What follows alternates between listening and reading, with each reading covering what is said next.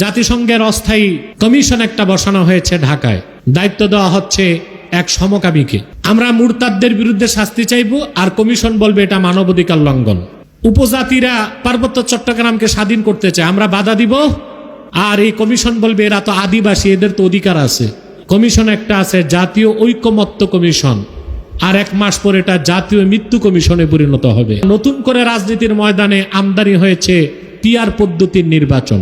ওই যে আব্বাদের কাছ থেকে এমন ধর্মনিরপেক্ষতার ট্যাবলেট খাইছে, ভাবসাবে এরকম প্রয়োজনে হিন্দু প্রধানমন্ত্রী হোক, প্রেসিডেন্ট হোক, সমস্যাটা কি?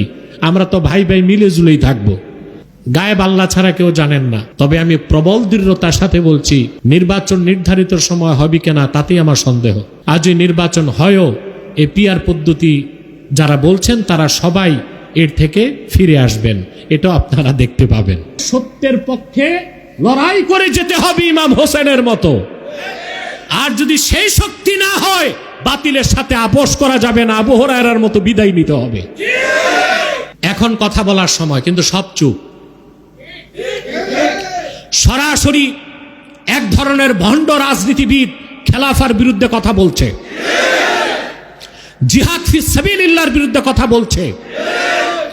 এখনই যদি তাদের কণ্ঠ আমরা চেপে ধরতে না পারি, তো কোনোদিন বাংলাদেশে শরিয়া রাষ্ট্র বা ইসলামী রাষ্ট্র করা সম্ভব হবে না।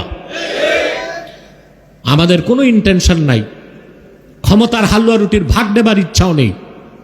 তবে আল্লাহর হাবিব মুহাম্মদ সাল্লাল্লাহু আলাইহি ওয়াসাল্লামের নগণ্য গোলাম হিসেবে ইমামে হোসেন রাদিয়াল্লাহু তাআলা আনহুর জিহাদি চেতনায় উদ্বুদ্ধ হয়ে আমাদের যতটুকু দায়িত্ব ততটুকু আমরা বলছি। আমরা দেখেছি আল্লাহ আমাদেরকে বরকত দিয়েছেন। আমরা করিডোর নিয়ে প্রতিবাদ করেছি সরকারের, সরকার কিছুটা হলেও চিন্তা করতেছে। ডিপি ওয়ার্ল্ডকে চট্টগ্রাম পোর্ট দেওয়া যাবে না, আমি তীব্র বিরোধিতা করেছি, দেশপ্রেমিকরা করেছে, সরকার এটা নিয়েও চিন্তা করছে। আমাদের আরো বক্তব্য আছে। জাতিসংঘের অস্থায়ী কমিশন একটা বসানো হয়েছে ঢাকায়, দায়িত্ব দেওয়া হচ্ছে এক সমকামীকে। নাউজুবিল্লাহ। এটা বসে কি করবে? আমরা সাতেম আল্লাহ তার হাবিব মুহাম্মদ সাল্লাল্লাহু আলাইহি সাল্লামের আরশচুম্বী সম্মান মর্যাদার বিরুদ্ধে যারা কথা বলে, আমরা তাদের একটাই শাস্তি চাই, মৃত্যুদণ্ড।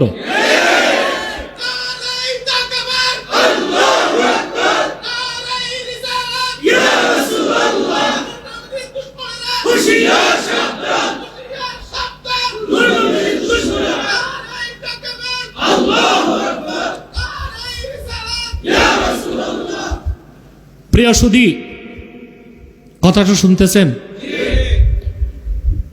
আমরা মুরতাদদের বিরুদ্ধে শাস্তি চাইব, আর কমিশন বলবে এটা মানবাধিকার লঙ্ঘন। ঠিক না? উপজাতিরা পার্বত্য চট্টগ্রামকে স্বাধীন করতে চায়, আমরা বাধা দিব, আর এই কমিশন বলবে এরা তো আদিবাসী, এদের তো অধিকার আছে। নাউজুবিল্লাহ বলবেন না? আমি সরকারকে বলবো অতি সত্বরে কমিশনকে বাংলাদেশ থেকে বিতাড়িত করা হোক। এই দেশের নীতি নির্ধারণ করবে এই দেশের জনগণ, এবং তা হবে কোরআন সুন্নাহর আলোকে। 11 মাসে আপনারা তো একটা বিষয়ে ঐকমত্যে পৌঁছতে পারলেন না। কমিশন একটা আছে জাতীয় ঐকমত্য কমিশন, আর এক মাস পর এটা জাতীয় মৃত্যু কমিশনে পরিণত হবে। কারণ এখন পর্যন্ত একটি বিষয়ও তারা ঐকমত্যে পৌঁছতে পারে নাই, বরং নতুন করে রাজনীতির ময়দানে আমদানি হয়েছে পিআর পদ্ধতির নির্বাচন। যারা পিআর পদ্ধতিতে নির্বাচন চান তারা দলীয় স্বার্থ দেখতেছে, কিন্তু দেশের স্বার্থ যে নষ্ট হবে সেদিক তাদের কোনো দৃষ্টি নাই। বাংলাদেশে অসংখ্য অমুসলিমদের ব্যাপক উৎপাত আছে, বাংলাদেশে আছে না? আপনার হিন্দু বৌদ্ধ খ্রিস্টানদের কোটির কাছাকাছি ভোট আছে। 1% ভোট যে পাবে পিআর পদ্ধতিতে, সে 3টা আসন নিয়ে নিবে সংসদে। এখন পিআর পদ্ধতিতে যদি হিন্দু বৌদ্ধ খ্রিস্টানদের ভোট একটা প্রতীকে যায়, তো তারা কতগুলো আসন নিয়ে সংসদে যাবে? আপনি বলবেন তারা বাংলাদেশের নাগরিক, যাক না কেন? মানে ওই যে আব্বাদের কাছ থেকে এমন ধর্মনিরপেক্ষতার ট্যাবলেট খাইছে, ভাবসাবে এরকম প্রয়োজনে হিন্দু প্রধানমন্ত্রী হোক, প্রেসিডেন্ট হোক, সমস্যাটা কি? আমরা তো ভাই ভাই মিলে জুলেই থাকবো। নাউজুবিল্লাহ বলেন।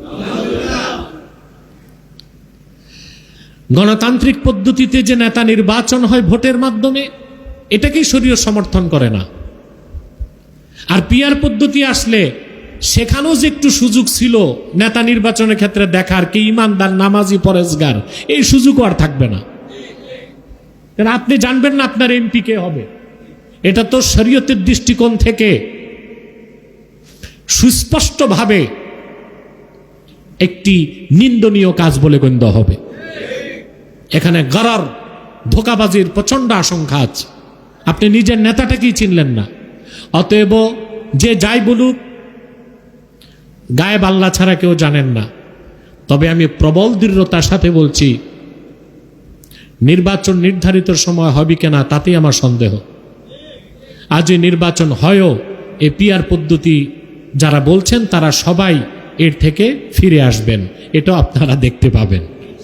কিন্তু এই যে দেশে অরাজকতা সৃষ্টি করে দেশকে প্যারালাইজড স্টেট, একটা অচল রাষ্ট্র বানায় দেওয়া হচ্ছে, এখানে বিজাতিদের কিছু স্বার্থ লুকায়িত আছে। আমরা রাজনীতি নিয়ে ব্যস্ত থাকব, আমরা নিজেরা মারামারি হানাহানিতে থাকব, আর এই ফাঁকে তারা তাদের এজেন্ডাগুলো বাস্তবায়ন করবে। আর আমরা যদি নিজেরা ঐকমত্যে আসতে পারতাম, তাহলে আমরা কিন্তু দেশের দিকে দৃষ্টি দিতে পারতাম। তখন কিন্তু বিজাতিদের পক্ষে বাংলাদেশে দেশের বিরোধী কোনো কাজ করা সম্ভব হবে না। কথাগুলো বুঝাতে পারলাম? অতএব ইমাম হোসেন রাদিয়াল্লাহু তাআলা আমাদেরকে শিক্ষা দিয়ে গেছেন, সংখ্যা যত কম হোক সত্যের উপর অটল থাকতে হবে, সত্যের পক্ষে বয়ান দিতে হবে। ঠিক না?